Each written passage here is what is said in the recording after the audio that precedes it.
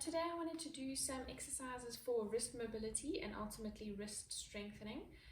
We do a lot of wrist bearing sort of exercises in our yoga practice.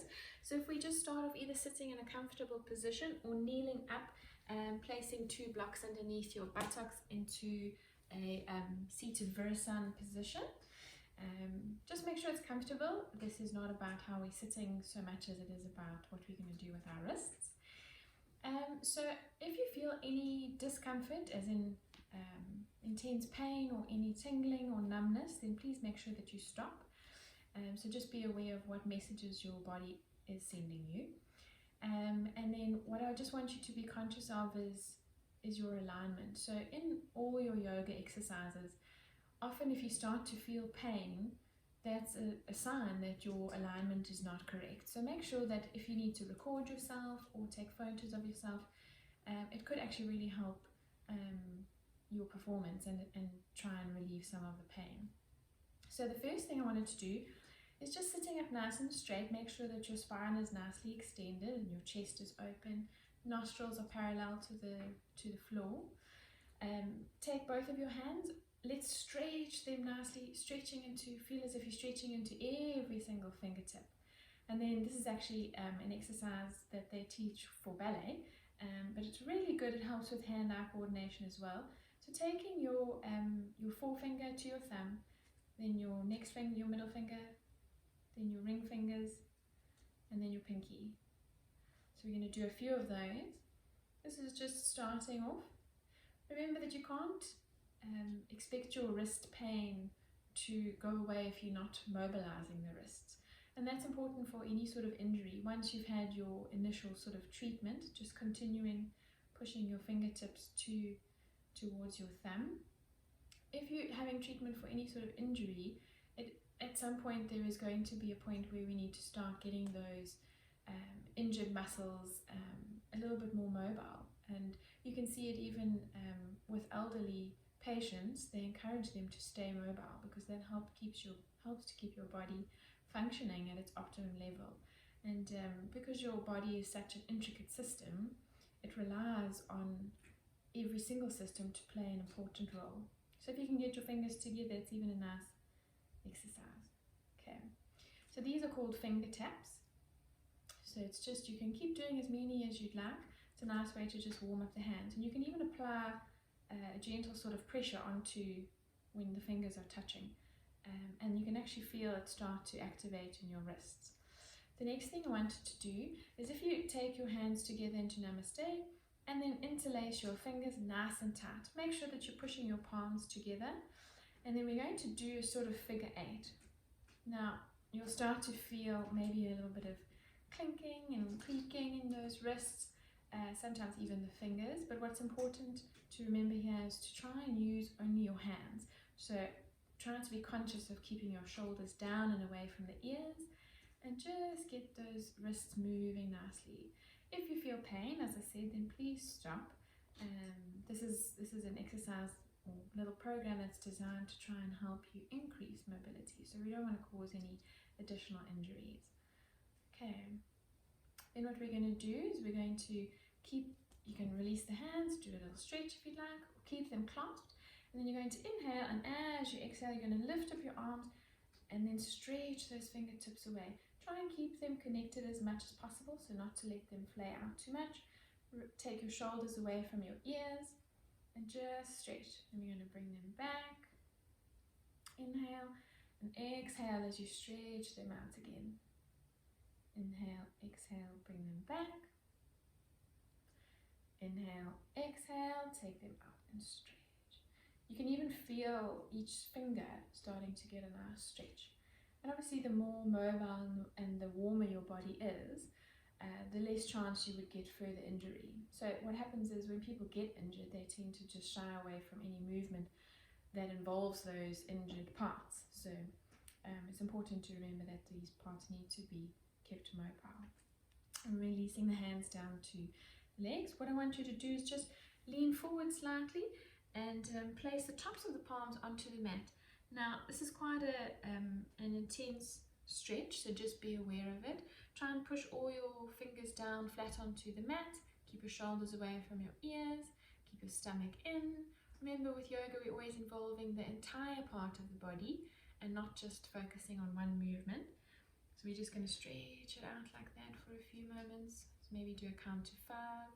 So we're at 2, 1, and then just release. Inhale, exhale, and another count to 5. 1, 2, 3, 4, 5.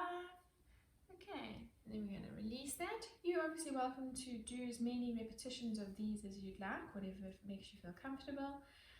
The next one we want to do is taking your hands into Namaste. What's important is when you're doing any yoga is to be aware that you've got what they call 4 corners of your hand. And it's important that when you're in a down dog or a high plank position to make sure that you're pushing evenly and that the weight is distributed evenly into your hand. Often when you're in a down dog position, we tend to put too much pressure into the heel of the hand, and that can actually start to impact the fingers. So you want to make sure that at all times you're pushing down into those 4 corners evenly, and making sure that your shoulders are above your wrists when they need to be. For example, in a plank, or when you're going into chaturanga, then obviously the hands will move slightly. And then also to remember that you've got thumbs, and these thumbs need to be pushing down into the floor as well as all of your fingers. So just to be aware of that. Taking your hands into Namaste, I want you to consciously visualize each of those corners pushing into each other. So relax the shoulders, keep the nose parallel to the floor, spine nice and straight, sitting up towards the ceiling, and just push those hands in. So you can already feel muscles starting to activate, and these are all these sort of stabilizing muscles that we tend to forget about. Then what I want you to do is take a nice big inhale, and as you exhale, I want you to move just your hands down towards the bottom. As soon as your palms start to separate, then stop.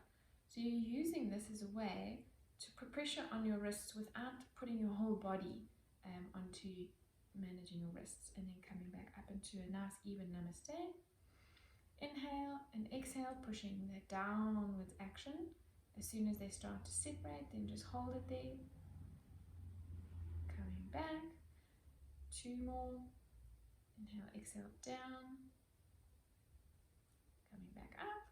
And then the last one, inhale and exhale, down. Great, well done. Then the next exercise I wanted to look at, if you don't have weights, these are just 1 kg, so it's completely up to you and how your wrists are feeling at this point. You can even use a bottle of water or something like that. But what I want you to do is just lean slightly forward and hold these weights nicely in your hands, nice and firm, make sure that it's comfortable. And then I just want you to do small rolls upwards. Try and keep your wrist even, so you can see, even for me, I don't have perfect wrists, and they tend to roll inwards. So just make sure that you're rolling them up evenly. And we're going to just do 10, so that's 8, 7, 6, 5, 4, 3, 2, and 1. Then just rotate them slightly, and then I just want you to do it the opposite way. So your hands are down, and then I just want you to lift them up. Please don't overextend in this exercise. It's just important to get that mobility going. So we're not trying to overdo anything. So 8, 7, I've got a click, 6, 5, 4, 3, 2, and 1. Okay, then the next exercise, you can put down 1 weight and just keep one of your hands. I want you to raise your arm out. Now just be mindful that you keep your shoulder back in its socket. Okay, we don't want to involve the shoulder or the elbow or the arm. This is purely about the hand and the wrist. So we're just going to rotate it upwards, starting with the palm facing down, or the fist facing down. And we're going to do 10 of those. 6, 5, 4, 3. You can hold your arm if it helps as well. 2, 1. And then what we're going to do is start upwards with the palm facing upwards, and we're just going to bring it in. 10, 9, 8, 7, 6, 5, 4, 3, 2, and 1. Just releasing down. Let's release that hand and take the weight into the other hand. We're just going to repeat what we've done. So remember to pull your shoulder back into its socket. Keep your elbow and your arm as still as possible. And from a downwards, we're going upwards, turning upwards. 3, 4, 5, 6, 7, 8, 9, and 10. Starting from the palm facing upwards, we're going to come up again. 10, 9, 8, 7, 6, 5, 4, 3, 2, and 1. So these are really nice exercises. You can obviously do more than 10 per side, but maybe keep it at 10 per set and repeat the set 2 to 3 times. The next one I wanted to do is, if you move your weights to the side, come off your blocks, it's coming into hands underneath the shoulders underneath over the wrists, and then your knees and your hips are also in alignment. So we normally do this when we do the cat pose, but what I want to do today is the wrist exercises. So some of you may have done these with in Mon's classes before, but it's quite a nice way to get those wrists warm. So the first thing we're going to do is rock back, buttocks towards feet, and then coming back up. So we're not going to overextend, so just be mindful. It's a good way to practice shoulders over wrists. We're going to do that 10 times. So that's 9, 8, 7, 6, 5, 4, 3, 2, and last one. Nice. Okay, so now we've worked our way to the toughest one. So if you're pushing down all 4 corners of your hands, I want you to lift up your thumbs, and then keeping your fingertips and the front part of your hand connected with the mat evenly, pushing into the floor. I want you to lift up just your palms and your thumbs. So we're going to just do that 10 to 15 times. So 10, 9. Try and keep that weight over the wrists, and just be gentle about your movements. 5, 4, 3, 2, and 1. So you might feel that it's quite a difficult and intense exercise, so just be aware of that. Take it easy and be kind to your body. And then once you've done that, a nice thing to do, I'll show you on this hand because I don't have a watch, but is to just do these sort of ringing motions. So your hand will be turning anti-clockwise, this hand, your right hand, and then your left hand will be turning the opposite way, and just massaging all the way up to the forearm. It's quite a nice exercise to do. And then you can turn it the other way, so turning the hand, this right hand clockwise, and just do that, and then continue to do the same thing on the other side, working your way down the forearm, and then going opposite way. And then that's it. If you want to take it further, you can practice your high plank. So that's the plank that looks like that. This is a great way to, even if you just hold it, it's a very good way to build that strength in the wrists. And you can push from your high plank into your down dog, and just keep doing that as a sort of flow.